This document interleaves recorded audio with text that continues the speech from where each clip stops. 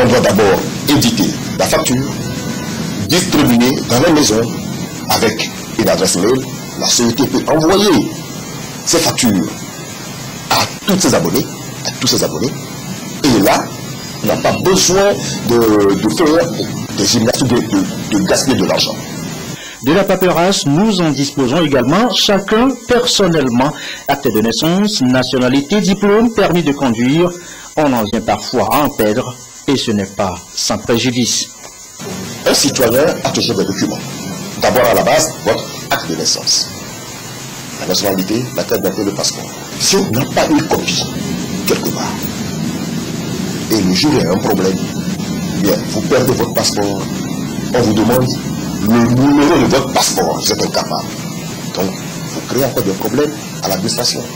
Au moins, il faut avoir un numéro. Si vous avez ces documents numérisés, scannés et envoyés dans votre propre boîte mail, par exemple, le jour où vous avez perdu tous ces documents-là, eh bien, vous allez dans votre boîte, c'est la solution simple, et vous allez réimprimer tous ces documents-là et les brandir devant les services compétents.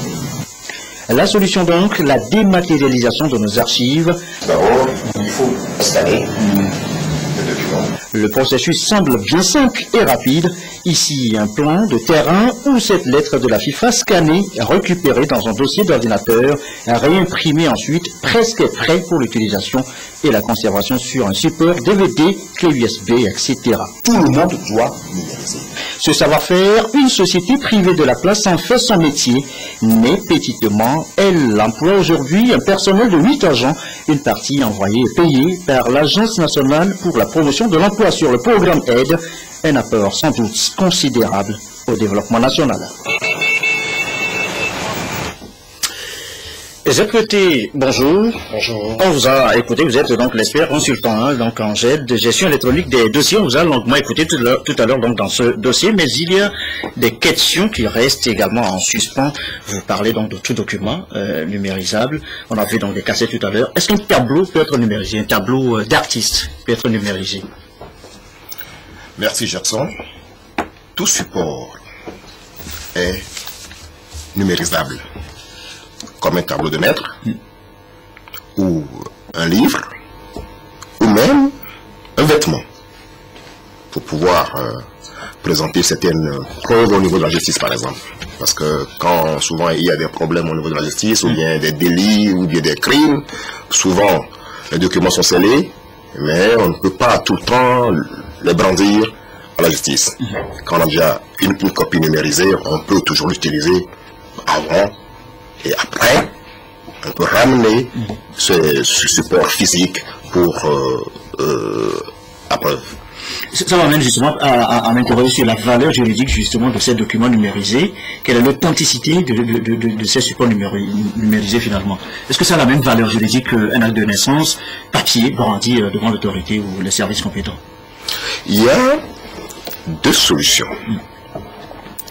Soit vous numérisez un document avec une solution logicielle qui n'est pas agréée, votre document dématérialisé n'a pas de valeur. Parce que le Code civil dit est clair sur ce sujet-là. Un document numérisé a une valeur probante quand la personne qui l'a émis, le fait à partir d'une solution logicielle agréée. Donc ça veut dire qu'il y a des solutions agréées, reconnues donc, comme telles pour ces genres de travaux, la numérisation de papier, enfin, de documents. Donc aujourd'hui, quand nous allons dans nos foyers par exemple, bon, nous avons un scanner. Ok, c'est bien. Bon, mais pour prouver que le document numérisé doit passer par une étape qui est agréée par un logiciel assermenté par l'éditeur. Voilà. Bon, d'où la valeur probante souvent pose problème, mais quand un prestataire de GED fait une solution, il propose toujours une solution agréée et certifiée. Et c'est dans quel est, disons, le cadre de réglementation aujourd'hui pour ces documents numérisés? Est-ce qu'il y a un cadre juridique réglementaire qui protège ce que vous faites, ces documents numérisés, et pour vous et pour l'utilisateur? Bon, le problème qui se pose dans notre pays africain, bon, parce que depuis l'indépendance à ce jour, bon, on estime que les archives sont le domaine des retraités ou bien, entre guillemets, quelques clochards à qui on confie les archives, alors que les archives constituent la mémoire d'une société. Bon, pour donner une certaine valeur à toutes ces choses-là, il faudrait d'abord organiser les archives. Et comment organiser les archives? D'abord, il y a des réglementations. D'abord, avant de stocker les archives, il y a des lois, il y a des règles.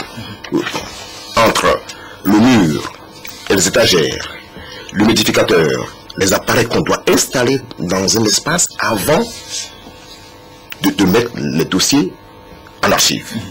De deux, la loi dit, aujourd'hui, à défaut de nos lois, je dirais, africaines, voire togolaises, par exemple, on s'en tient seulement au Code civil. Parce que le Code civil dit aujourd'hui que la preuve se fait via l'article 13-16 du Code civil qui dit que tout document dématérialisé a une valeur probante. Mais le point qui se pose, c'est que quand nous avons une prospection, je dirais, au Togo par exemple, ou dans la sous-région, la plupart des clients potentiels, pour ce problème, si je dématérialise mes archives, qu'est-ce qui nous dit aujourd'hui que quand il y a un problème, eh bien, on pourra dire non, c'est du faux. Mais ils ne se sentent pas assez protégés. Oui, mais sauf que il y a un manque d'information. Parce que la loi dit, par exemple, au niveau des factures, c'est pour 10 ans. On doit garder les factures dans une société pendant 10 ans. Une fiche de paye jusqu'à 99 ans. Parce que un employé à la retraite peut avoir toujours des droits et que ces ayants droit peuvent revenir sur au niveau de la sécurité sociale. La sécurité sociale. Donc, si vous avez une facture déjà de 15 ans par exemple, eh bien, vous pouvez les détruire. Vous pouvez les détruire. Mais il faut toujours avoir une mémoire. Donc, il faut les scanner, les mémoriser, les stocker au cas où un créancier ou bien un débiteur revient après 12 ans, eh bien, on peut lui... Parce que les gens ne connaissent pas les délais de conservation. Bon, ce que nous faisons souvent auprès de nos clients, en leur disant, par exemple, une facture, c'est 10 ans. Un document de vie de société, c'est 99 ans. Donc, après, quand on leur donne quelques articles de ce code civil-là, eh bien, ils comprennent que, bon, c'est une bonne chose, parce que... Quel est justement l'intérêt manifesté auprès du public, de la population, concernant justement cette gestion électronique des dossiers? Est-ce qu'il y a un engouement réel pour la chose? Est-ce qu'il y a une connaissance de la chose? Oui, bon, je vais prendre un cas d'exemple. Bon, quand on prend aujourd'hui un notaire qui gère les biens immobiliers, nous avons nos titres fonciers qui sont là. Quand vous parlez avec les clients, souvent ils sont dans une, je dirais, une colère parce que le notaire qui a tous ces documents dans son cabinet là-bas, et quand on l'appelle rien que pour bloquer le dossier de M. Côté, il faut repartir d'abord au cabinet avant de voir ce document-là. Mais aujourd'hui, quelques notaires sont passés par l'agence et même à l'étranger ou à la maison, ils peuvent accéder à ces documents-là rapidement. Donc on fait également de la gestion à distance également. À distance. Et c'est en cela que vous parlez de gain de temps, d'économie. D'économie, parce que bon, quand on prend par exemple une société d'assurance, bon, qu'on ne va pas citer, où nous sommes passés par là, par exemple, nous avons plus de 10 millions de papiers. Ne serait-ce qu'en numérisant une page à 10 francs CFA, ça fait près de 100 millions, voire même 1 milliard. C'est impossible. Ils ne peuvent pas passer à la GED. D'où nous proposons souvent des solutions cas par cas, soit former d'abord les utilisateurs parce que la solution, elle est là, il y a des solutions open source, il y a des solutions propriétaires, que nous allons d'abord former les gens pour désengorger les archives. Maintenant, l'utilisation de ces documents numérisés, ça c'est de notre travail, parce que nous craignons après l'intranet pouvoir accéder à ces documents avec des mots de passe. Parce que ce qui est encore inquiétant, c'est que les gens ne veulent pas numériser. Parce que quand vous passez à la dématérialisation, vous allez voir les fiches de paye d'un DG, un chef de service, et tout ça, ils se disent, mais ça se comprend. Pourquoi? Donc nous proposons plutôt de former les gens à l'interne, et on sait qui va numériser, et après, nous reviendrons après avec...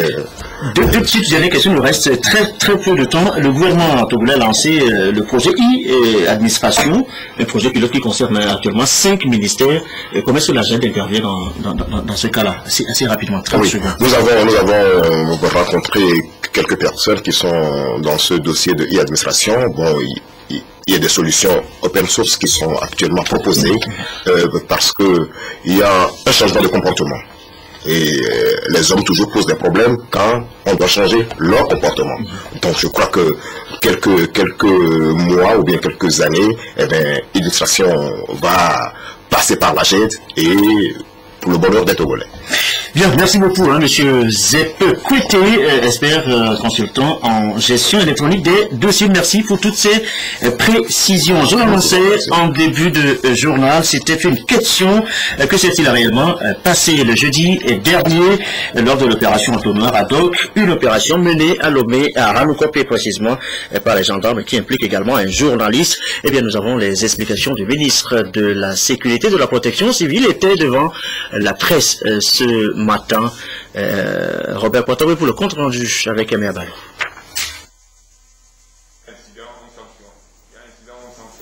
L'opération de saisie de carburant effectuée par l'équipe Entonnoir ad hoc du 16 janvier 2014 s'est soldée par un incident.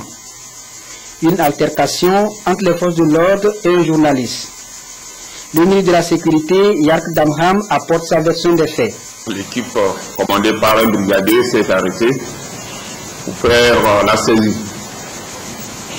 Au moment où elle faisait la saisie, elle a constaté qu'il y avait quelqu'un qui les prenait en photo. Selon le compte rendu du commandant de l'équipe, ils ont embarqué la personne jusqu'au camp. Effectivement, en regardant dans l'appareil photo, il y avait des images de leur opération qu'ils ont fait supprimer. L'intéressé les a vus au niveau d'un copie en train de faire la saisie. Il a commencé par faire son travail de journaliste. Il leur a même exhibé sa carte. Mais ça ne les a pas empêchés de l'embarquer après l'avoir bousculé là-bas. Après lui avoir donné quelques coups. Et arrivé à la gendarmerie, il a également été roué de coups. À un moment donné, peut-être pris de remords, ils lui ont demandé d'accepter le règlement de cet incident à l'amiable. Il leur a dit, vous n'allez pas me violenter et vouloir régler ce problème à l'amiable. Des mesures sont prises pour sanctionner les agents concernés et prendre en charge les journalistes en question. Actuellement, ils sont aux arrêts. Nous avons pris aussi l'engagement sur nous d'endosser tous les frais que peuvent générer consultations et autres que le camarade a subi. Il n'a jamais été dit à qui que ce soit au cours d'une opération d'exercer des violences sur qui que ce soit. Le ministre de la Sécurité s'engage à une meilleure collaboration avec les médias.